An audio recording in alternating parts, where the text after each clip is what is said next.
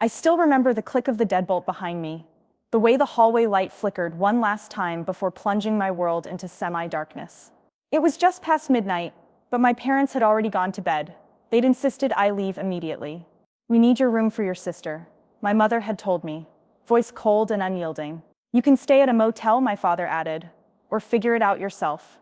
Figure it out myself. They must have thought I'd be relieved that they were finally acknowledging our golden child, my younger sister Tara, back home after finishing her master's degree abroad. But all I felt was the hollow ache of betrayal. I lugged my duffel bag down the hall, each step echoing like a verdict. Guilty for not being the family's first priority.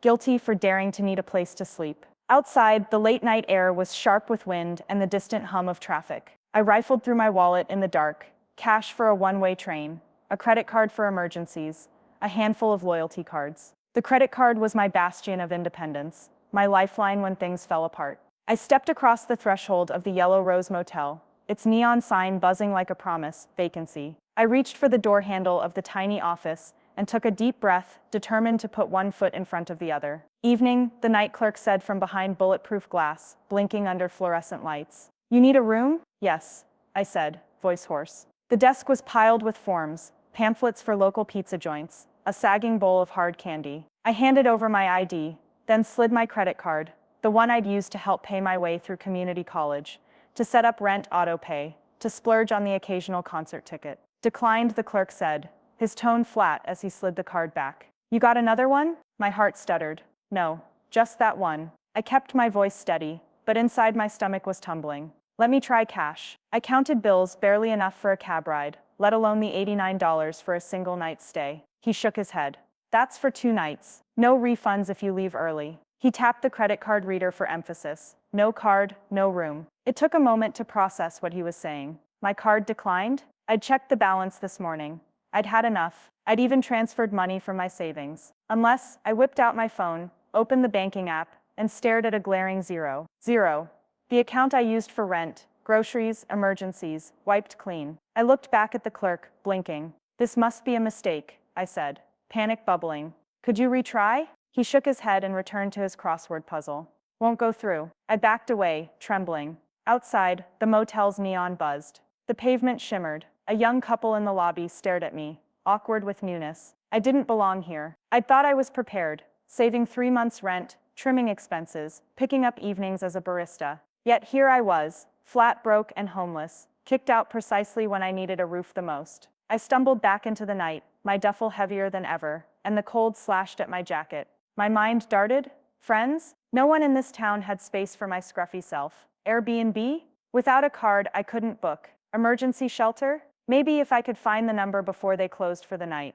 I walked aimlessly, mind reeling through memories of happier times. Family movie nights in that room with the lavender walls, Mom's macaroni and cheese on a folding tray, nights before Tara came home and set the bar impossibly high. Then a thought struck, my old college roommate, Jenna. She lived downtown, taught yoga classes. I hadn't talked to her in months, but she'd helped me move into my first apartment after graduation. She'd said, "You can always crash on my floor." I dialed her number. It rang once, twice, then voicemail. "Hey Jen, it's me. You awake? I need a place to stay." An exasperated sigh.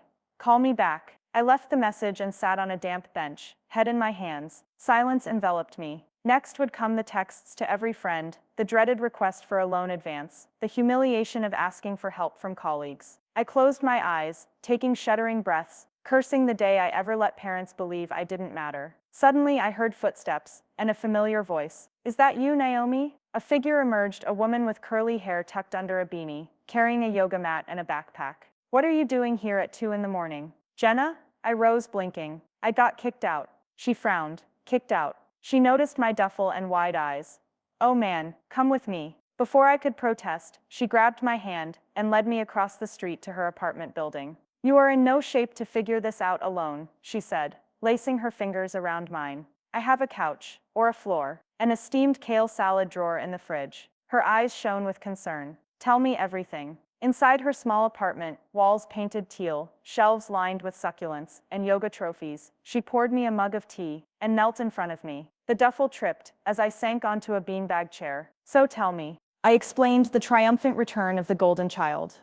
My parents' announcement that Tara would occupy my room, my card declining, my bank account empty. Jenna's brow knitted. "Did you call the bank?" she asked gently. "Maybe it's a hold or a fraud alert." "I can't," I whispered, shame thick. "I have no minutes, no data." I shook my head. "I thought I was careful. I don't know what happened." She blew out a breath. "Okay. First step. Use my landline. Call your bank. Clear up any holds. See if there's an error. Then we figure out plan B." She smiled. "Let's not panic. We're resourceful, remember?" I traced the edge of my mug. "I feel so stupid." "Stupid is thinking you haven't got friends," she said firmly. "You have me and I've got yoga mats. Also, my spare key to the office upstairs if you need more privacy." I managed a small laugh. "Thanks." She nodded and handed me the phone. Vintage rotary. A homage to her retro aesthetic. I dialed, heart pounding. After navigating the automated menu, I reached a human voice. "Amen," I thought, and explained my dilemma. "Your account has had unusual activity," the rep said. "A transfer to an unknown service, then a series of small withdrawals. For your protection, we blocked the account. We'll reverse the holds. Please verify your ID. Then you'll have access again." I exhaled, relief flooding. Thank you. "Give it 15 minutes, she said, hanging up, and collapsed beside me. "Hydrate. Breathe." We sipped tea in companionable silence, the weight lifting. Yet even as hope returned, I tasted bitterness. Kicked out by my own family. Bank account frozen. How had I ended up here? My dreams of starting my own design studio, paying off student loans, taking weekend trips, all seemed laughably distant. "Tomorrow," Jenna said, standing, grabbing her keys. "I've got a 10 a.m. class. You can come if you want. Might clear your head." I nodded. "Maybe I will." She paused in the doorway. "You know, your folks will feel guilty tomorrow. They'll realize they're wrong, and you'll find a way back. This is temporary." She flashed me a conspiratorial grin. "Plus, we've got iced lattes waiting." I forced a smile. "Thank you." Morning light slanted through slatted blinds. I woke with a stiff neck on the beanbag. Phone buzzing. I blinked awake. A text from the bank rep. "Your holds have been reversed. Your card is active." I felt a surge of victory, mixed with dread, because now I could pay the motel from last night. But I also realized I had no real home address for the bank, and I still needed to find a place near work. I showered in Jenna's tiny bathroom, blue tiles, decorative fish hooks, and chose jeans and a sweater. She met me with a steaming mug and 2 homemade egg muffins wrapped in foil. "On the house," she said, watching me eat. "Now motel or coffee first?" "Coffee," I replied. "Then I'm going to haul my stuff into storage and find a cheap sublet." I thought of my old room, now Tara's, a room I'd poured paint on, plastered photos on the wall, cried in on exam nights. Could I ever go back? I glanced at Jenna, her eyes warm. "Thanks for everything." She waved it away. "Don't mention it. Friends help friends."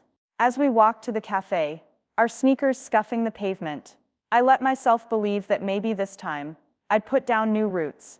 Maybe getting kicked out had been the jolt I needed to reclaim my own path. And when I pulled out my card, this time, plastic no longer lifeless, I felt a small triumph as the reader beeped. Around me, life went on. Parents and kids walking dogs, baristas steaming milk, commuter trains roaring in the distance. I took a sip of my latte, letting the warmth settle in. Then, as I looked at Jenna's bright smile, I thought the golden child might have the home, the degrees, the accolades, but I had resilience, friendship, and the knowledge that sometimes being kicked out is just the beginning of finding where you truly belong.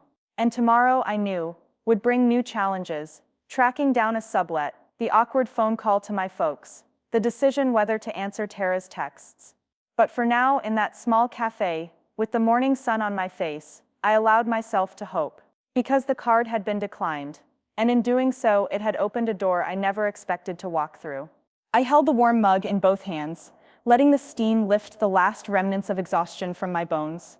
Across the table, Jenna skimmed her phone, her brow furrowed. "I found us a place to store your stuff. Half the price of that snooty storage garage downtown. It's a walk-in closet converted into cubbies. Super secure, 24/7 access." I laughed despite myself. A glam closet for all my junk. Perfect. I took a hopeful sip. Thank you. She slid me the link. Book online, use my referral code for a 10% discount. She winked. I know all the hacks. By mid-morning, I'd transferred my duffel plus the box of textbooks, keepsakes, and that lava lamp I couldn't bear to part with. I clicked reserve with a triumphant push, my first step toward rebuilding. Over the next few days, I fell into motion. I called my parents from Jenna's landline. Mom? Dad? It's me. My voice cracked. Naomi? My mother sounded startled. Where are you calling from? I took a deep breath. I can't stay here.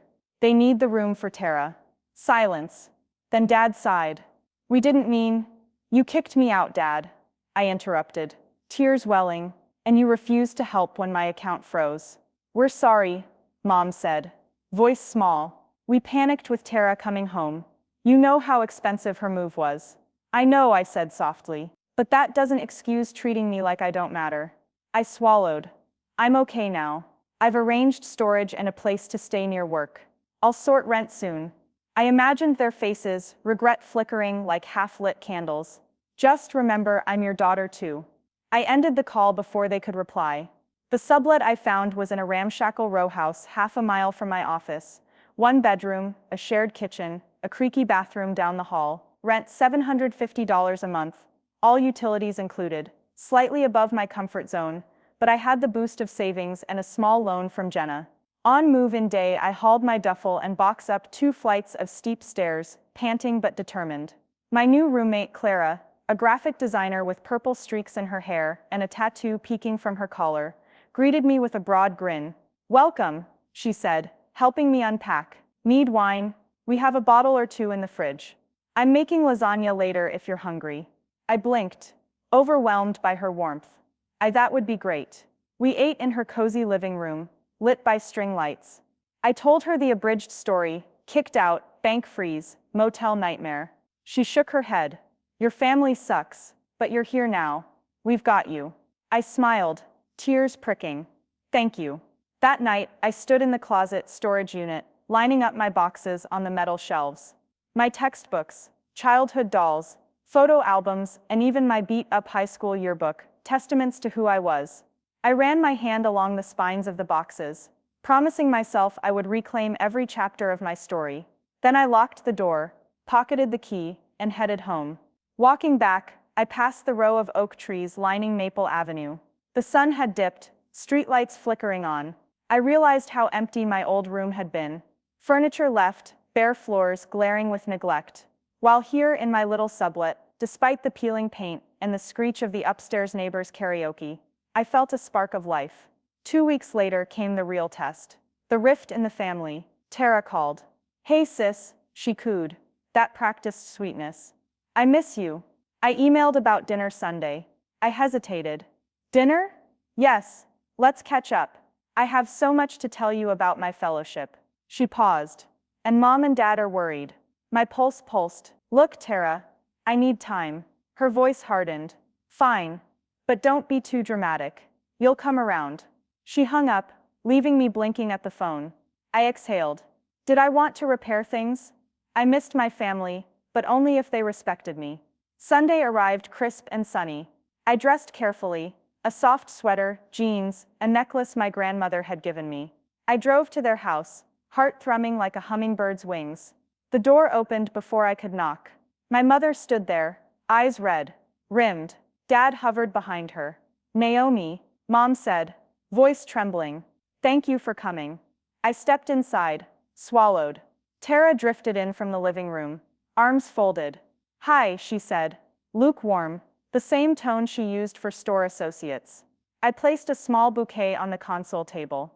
Happy to be here. Mom led us to the dining room, table set for 4, white cloth, crystal glasses. My favorite roast chicken. I sat, gulped air. The silence grew taut. Tara finally spoke. So you've been living somewhere else? Her nose tilted. In a sublet, I met her gaze. Yes, near my work. And I have storage. Her lips curved into a mocking smile. How, bohemian. I let it slide. It's home for now. Mom interjected. Naomi, we're sorry. We should have handled things better. She reached for my hand. Dad's eyes filled. We love you, sweetie. Tears sprang in my eyes. I squeezed her hand. I know. Tara rolled her eyes. Can we eat? We launched into food, awkward silences, tentative sips. Then Mom said, Tara's fellowship starts next month in Geneva. We need your room for her, Naomi. But we promise this sublet is temporary. You can come back. My heart lurched.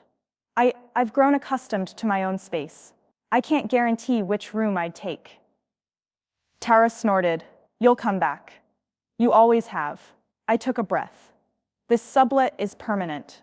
I'm an adult with my own life. My room isn't yours to reassign. Her face lit with anger. You ungrateful. I cut in, voice steady.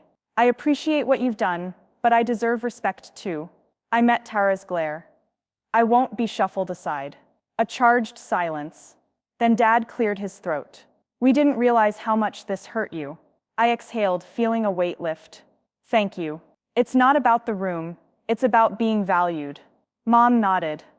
We understand. Tara glared, but said nothing. I finished my meal and helped clear dishes, sharing laughter with Mom and Dad. Even Tara cracked a tight smile when Dad spilled gravy. It wasn't perfect, but real. That night, I returned to my sublet, heart lighter. I called Jenna, shared the outcome. They get it, I said. I stood my ground. She cheered. I knew you could do it. I grinned. Thanks to you. In the weeks that followed, my life settled into a new pattern. Work evenings at home, weekend yoga with Jenna, dinners with new friends like Clara. I even took a night class on UX design, my dream field. Mom and Dad visited, bringing homemade soup. Tara sent an occasional text. Hope you're well, which I answered politely. One evening, during class, I presented a prototype app for a family room scheduler to help avoid conflicts like mine, letting everyone book shared spaces fairly. The instructor nodded appreciatively. Personal pain can spark innovation, she said. Keep building this. I realized how my experience being kicked out to make way for the golden child had taught me resilience, self-worth, and innovation. My card had declined, but my life had rebooted on a stronger, honest foundation. That night, I drifted to sleep in my sublet snug bedroom, the glow of city lights through the lace curtain. I pictured my old room at my parents' house, empty sheets, echoes of past nights, and felt no regret. I had a future to build, in UX design, in advocacy for adult learners, in my reclaimed autonomy. As sleep claimed me, I whispered into the quiet. They declined my card, but they couldn't decline my courage. And with that, I dreamed of code and canvases, of boundary setting and blossoming dreams, knowing my next chapter was just beginning.